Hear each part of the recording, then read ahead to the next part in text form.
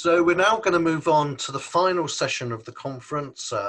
It's going to be looking at hepatitis care and research in the times of the COVID-19 pandemic, which has affected us all, and importantly our patients not only with COVID but also with other diseases and how they're affected. And it's a great honour to introduce John Wald, who's really helped with the organisation of this conference, and the success of it must go down in many ways to him. John is from the Centers for Disease Control and Prevention in the United States, and is going to talk about the impact of COVID-19 on the existing elimination programs. Good day. I'm going to be introducing a discussion of what has been the impact of the COVID-19 pandemic response on our efforts to eliminate hepatitis around the world. In my presentation, I will touch on briefly on the burden of disease from the COVID-19 pandemic and the disease burden for hepatitis B and hepatitis C in Africa. We will then look at what have been some of the impact, unfortunately most of it negative, of the COVID-19 response on access to the critical interventions needed to achieve our elimination goals. Specifically, hepatitis B vaccination for infants, including newborns, which is the critical intervention needed to interrupt HBV virus transmission among the population most vulnerable to becoming chronically infected with hepatitis B virus. And then look at access to syringe service programs, the critical intervention to interrupt transmission for the population with the highest prevalence of hepatitis C virus, people who inject drugs, and then look to see what is known about the access to testing and treatment for hepatitis B and hepatitis C, and the consequences if that access is interrupted. But then also looking ahead to what are some possible benefits to our efforts to interrupt transmission and achieve our elimination goals coming from this large global response to COVID-19. Now, as of August 24th, there's been almost 24 million cases of COVID-19 reported around the world, and over 800,000 deaths, or about 2% mortality. Please note that South Africa has the 5th largest case count. It's also important to note that chronic liver disease, including that caused by viral hepatitis, is a risk factor for severe COVID-19, as shown in this study, about a 60% increase in severe disease if that patient had chronic liver disease. Similarly, in the study of the United States, looking at patients with advanced liver disease, including with those with cirrhosis, it was shown that there was almost a 3-fold higher risk of mortality if that person had advanced liver disease, and if they had cirrhosis, that risk factor went up almost 5-fold. So it's very important for us to be involved in the COVID-19 response. And it's also a reminder of the value of our efforts to delay progression of liver disease coming from viral hepatitis, so that their risk of diseases like COVID-19 are not magnified.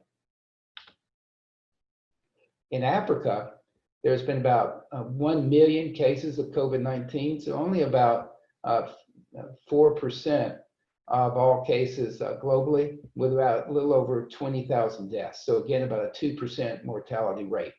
As I mentioned earlier, South Africa has a large case count. Indeed, 61% of all cases COVID-19 are in South Africa, with Nigeria, Ghana, Algeria, and Ethiopia followed with smaller numbers, but together they represent about 70% of all cases on the continent.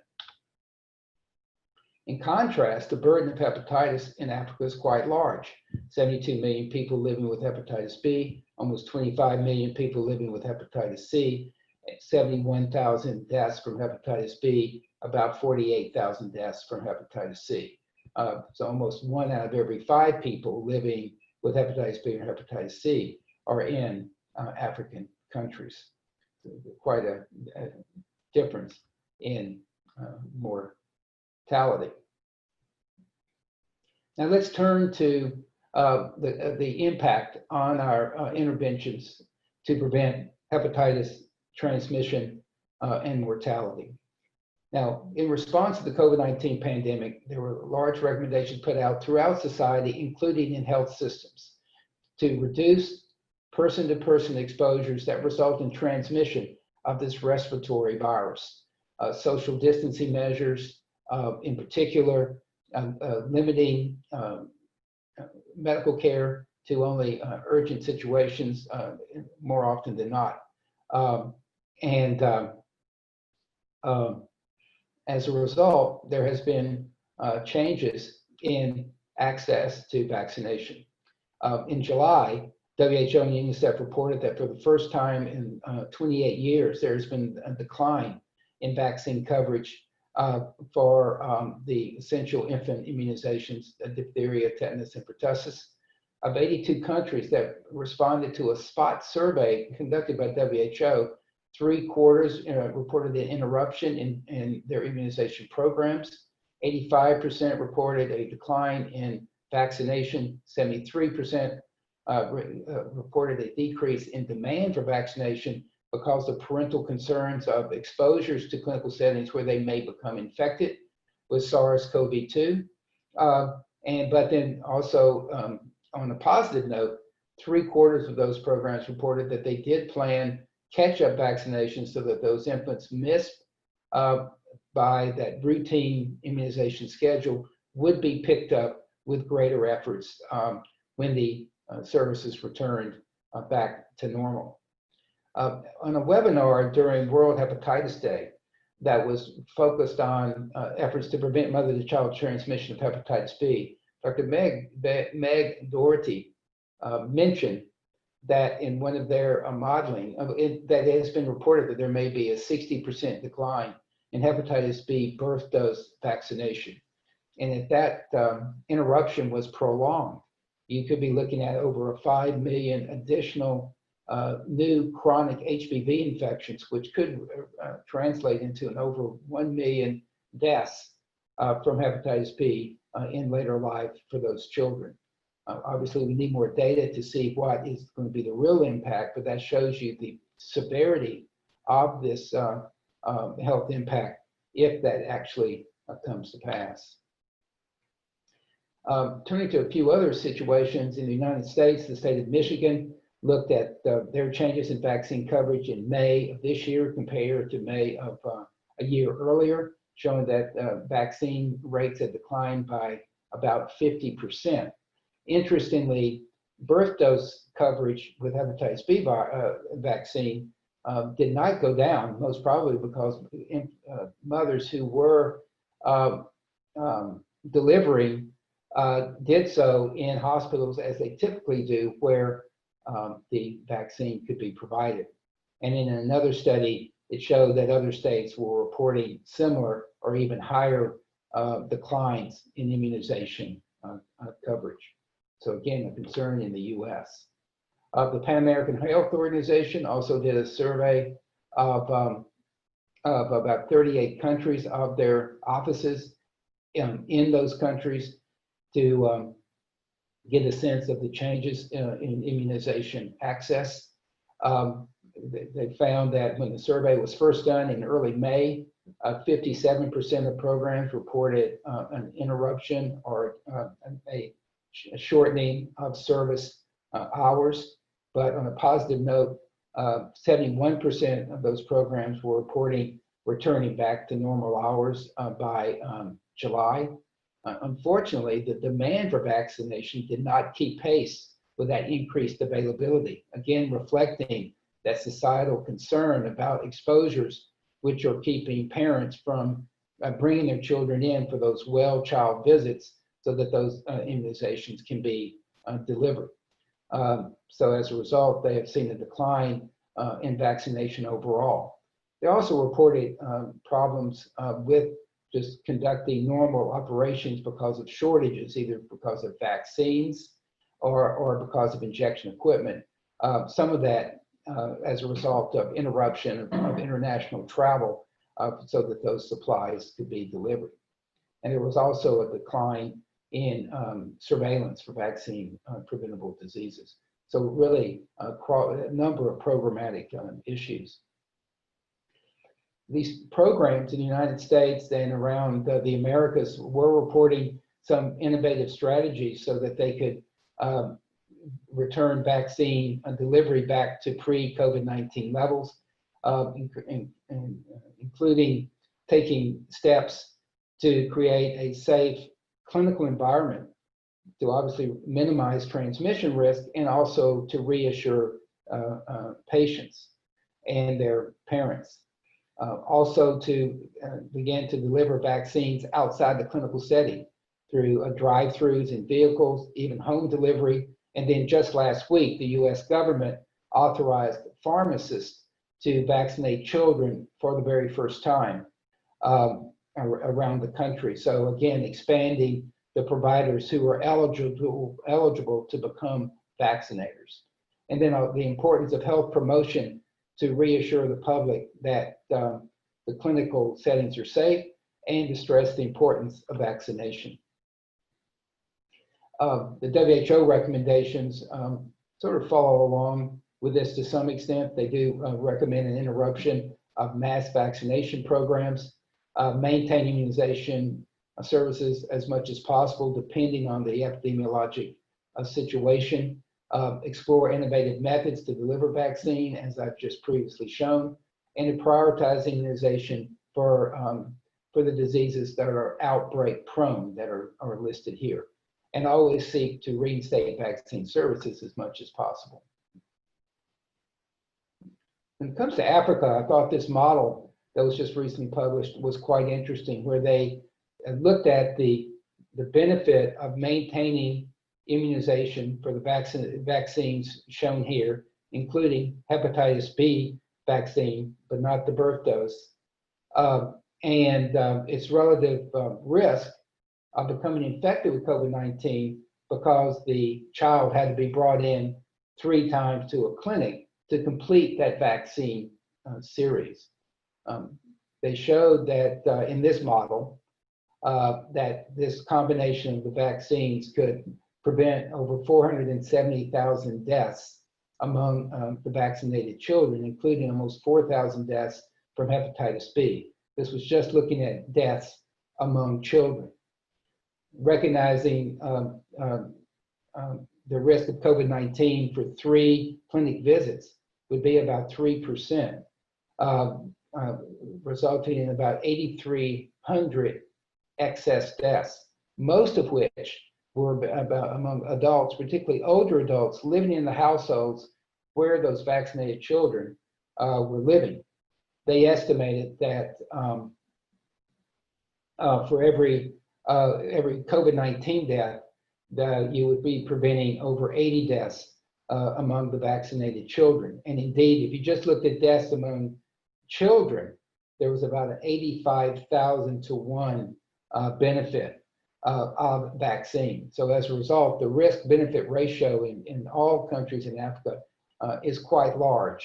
And again, reminder of the immense value of vaccination and the importance of maintaining immunization services or returning it to normal as quickly as possible.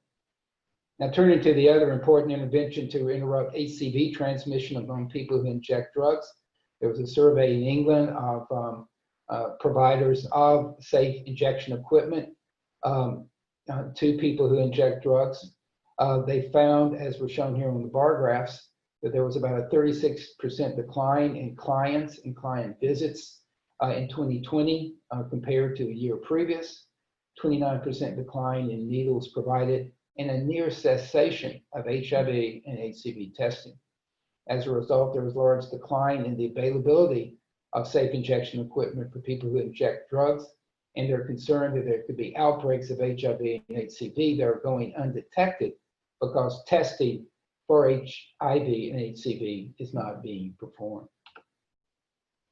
There were 2 surveys of syringe service programs in the United States. One was of 65 programs in 33 states. 85% reported remaining open. 72% had restricted hours, however, and had moved to some, and 26% had moved to some version of mobile delivery so that clients did not have to come in to the setting where congregation could be an issue. And only 26% had continued HIV and HCV testing. The bar on the bar right shows that all had implemented some measure of prevention to protect clients and staff from COVID-19. A slightly larger survey was done among programs participating in a syringe service program network in North America. 143 programs responded, reporting that of those, 43% reported a decrease in services, 25% had closed sites, and nearly all the programs had stopped HIV and HCV testing. Very troubling for our efforts to identify people who could benefit from HCV therapy. They did report that they were providing some measures of COVID-19 education and other services. So they were part of the COVID-19 response, but none of them were included in the emergency response plans in their jurisdiction, pointing out how they could indeed be a channel to provide services during the pandemic to marginalized populations such as people who inject drugs.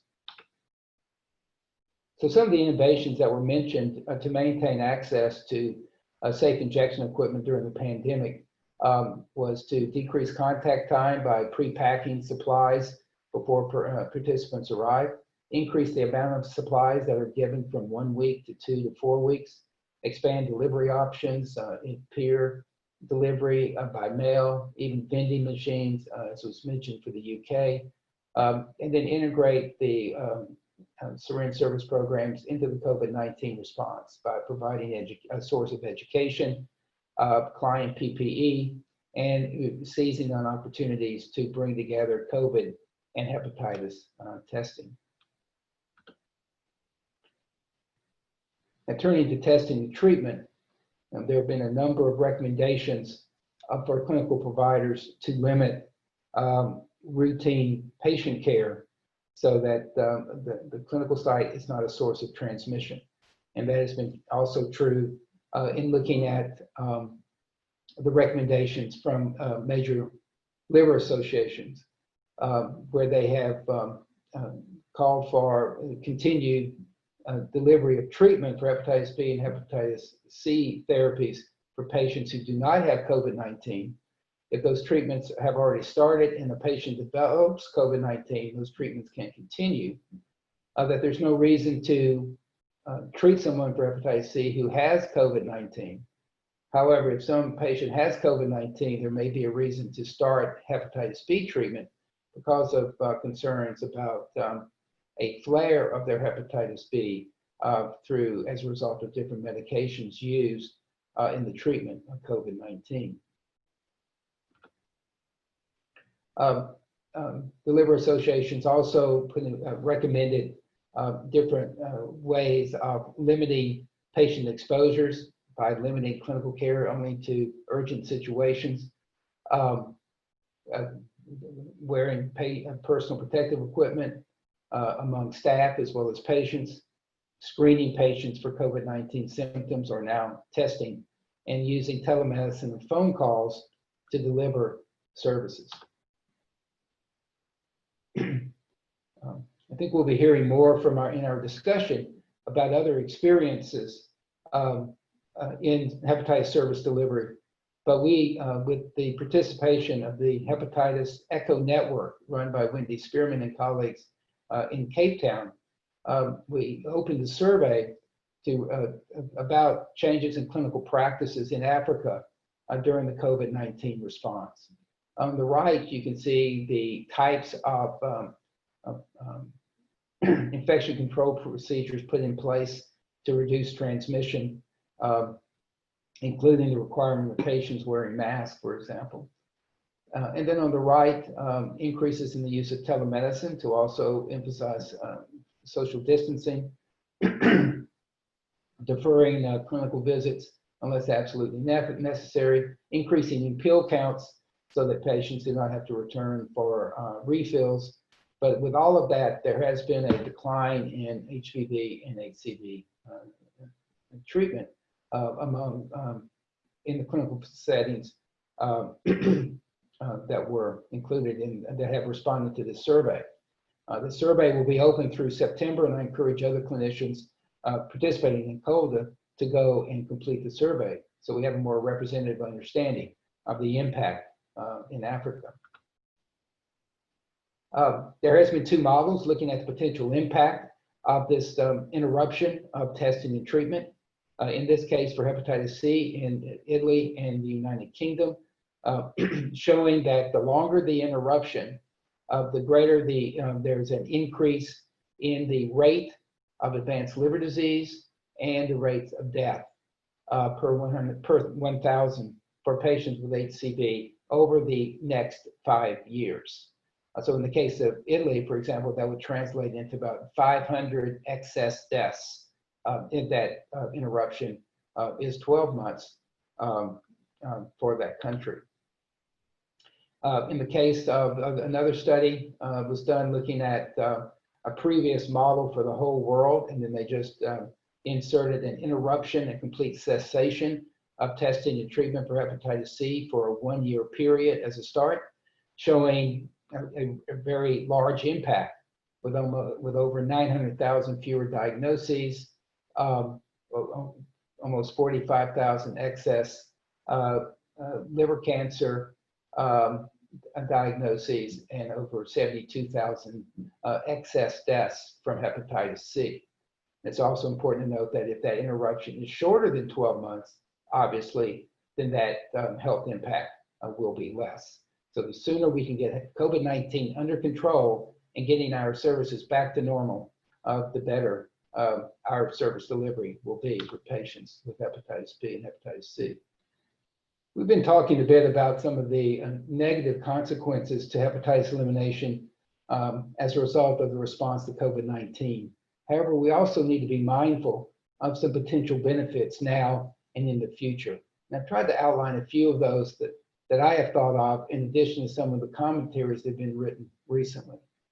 In regards to testing and contact tracing, we need to recognize that there's been a large increase in the investment in diagnostic platforms so that low and middle income countries, as well as marginalized settings in upper income countries, have the diagnostic platforms in place to test patients for COVID-19.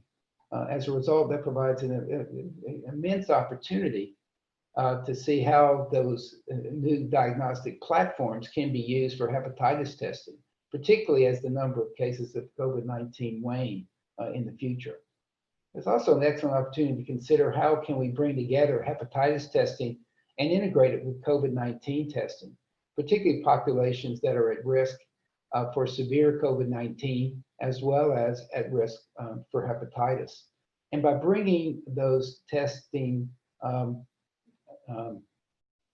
platforms, and by bringing that testing together, how can we improve health equity for both hepatitis and COVID-19 testing? And by bringing together decreased stigma, increased acceptability, so that there are real tangible improvements in health for populations that often have limited access to good health care, including preventive measures. And then for public health surveillance, I'm impressed by the increased recognition of the public of the role of public health surveillance, so they have a better appreciation of it. And that's also true for clinicians who may have been out of the surveillance loop and not appreciative of their role until now because of COVID-19. There also is new investments in information technology to improve the transfer of information from clinical settings into health departments and ministries of health. And I know CDC and other organizations are increasing the investment in training so that staff in Africa and other countries have the skills to conduct public health surveillance and analyze that data to improve reporting. how can all of that improvement in capacity now be turned toward improvements in hepatitis surveillance and the collection of strategic information we need to monitor progress toward our hepatitis elimination goals. And then there's been improvements in service delivery. Infection control is improving, as an example. There's a shift in telemedicine and increasing other outreach strategies can expand access to treatment for hepatitis B and hepatitis C. We need to see how we can incorporate these lessons learned into a routine clinical practice, and recognizing that there are an expanded array of qualified professionals can become providers of hepatitis treatment.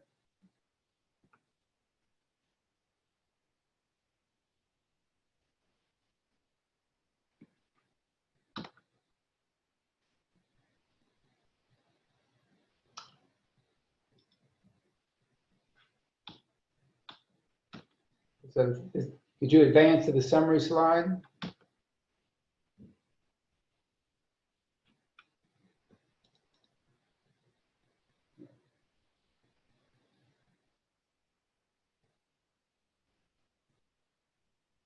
And indeed, as part of the survey that we're conducting in Africa that's still ongoing, so please participate if you have not already. But indeed, these clinicians are already recognizing some potential benefits as shown here.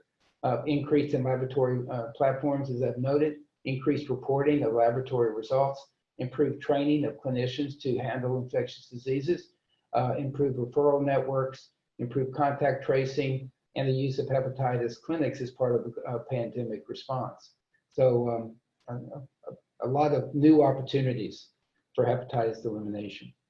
So in summary, COVID-19 pandemic obviously warrants a large response that's ongoing. And we recognize how that medical care services need to be directed to respond to this new health crisis. Unfortunately, on a short-term basis, that has resulted in declines in access to the services needed to interrupt transmission of hepatitis B and hepatitis C, and the services needed to test, diagnose, and treat people living with hepatitis B and hepatitis C.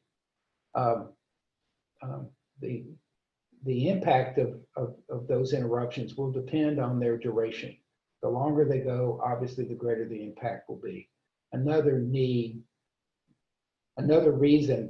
that our response to COVID-19 needs to be effective so that those services can return to pre-COVID-19 levels. Already, programs are devising strategies during the COVID-19 response so that those services can come back to a pre-COVID-19 level as quickly as possible. And it's a real opportunity to begin to share those lessons learned with others so that we can seek to maintain or even improve access to these essential services for hepatitis elimination. And then looking forward, there's some positive outcomes from our COVID-19 response that can benefit hepatitis elimination.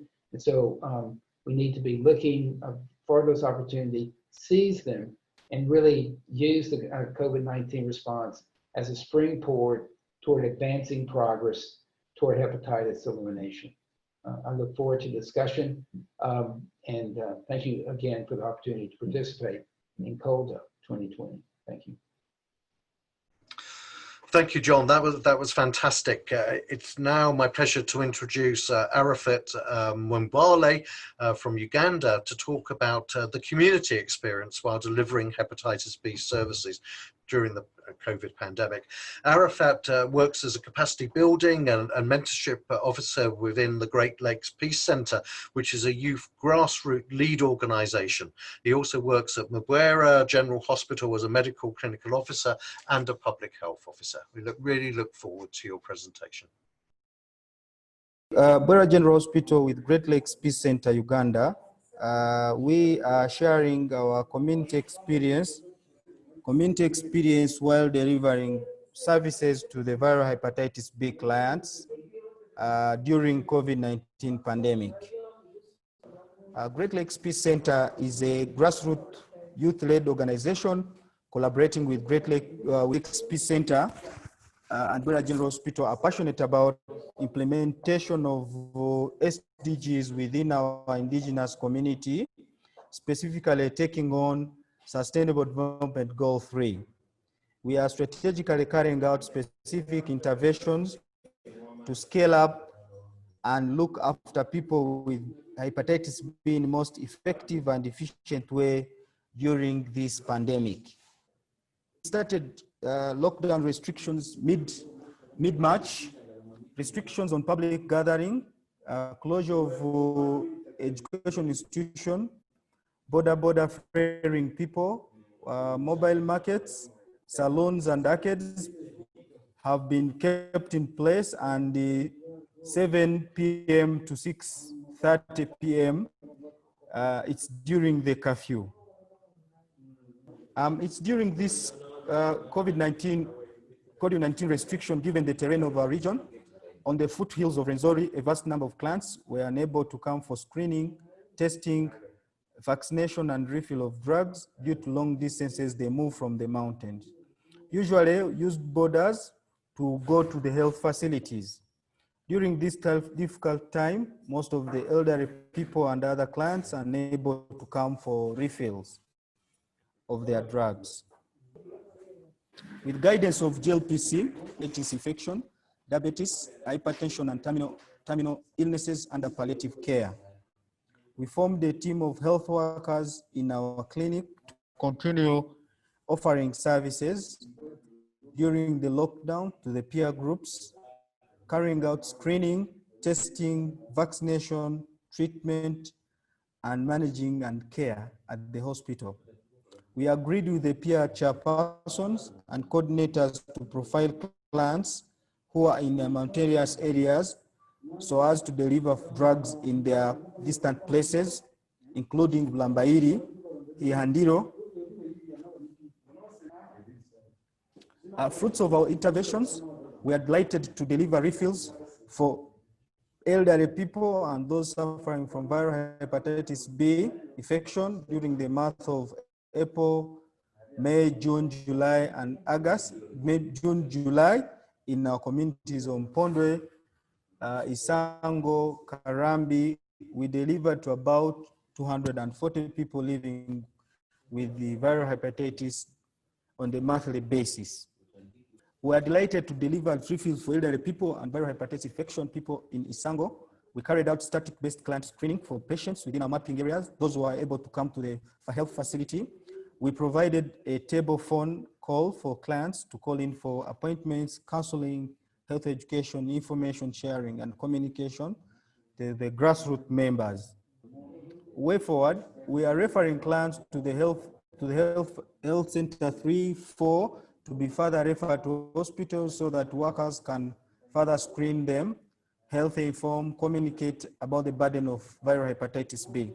The clients can be investigated for CBC, viral load, and other therapeutic managements. We are carrying out social media platforms, Facebook,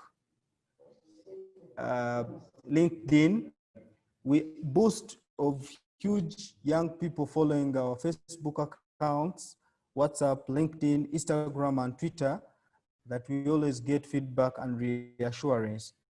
We have been calling upon our leaders to listen and focus on political will and commitment from the leaders, religious leaders, and governments to avail funds and do the investment.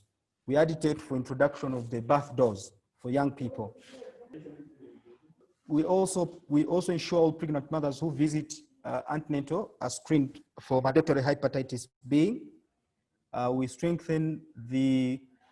We need to strengthen the health system cold chain to ensure vaccines have efficacy. As we may be aware, most of the births in Africa occur outside health facilities. Therefore, there is need to strengthen the link between community health workers to ensure the mothers give birth in health facilities. Indeed, there is no way to peace. Peace is a way with inclusion of young people to spearhead and champion hepatitis elimination, as it's getting to 10 years of viral hepatitis elimination by SDG 2030, building peace to bridge nations. Thank you very much. Thank you, Arafat. Fantastic. We're now going to have a live panel discussion. Again, you need to go back to Zoom. You access this as before by clicking on the Zoom link on the right side of the page. John and Arafat will be joined by Carrie James from the World Hepatitis Alliance, Wendy Spearman from the University of Cape Town, South Africa, and Shivanti Nayagam, who's just down the road from me here at Imperial College in the United Kingdom.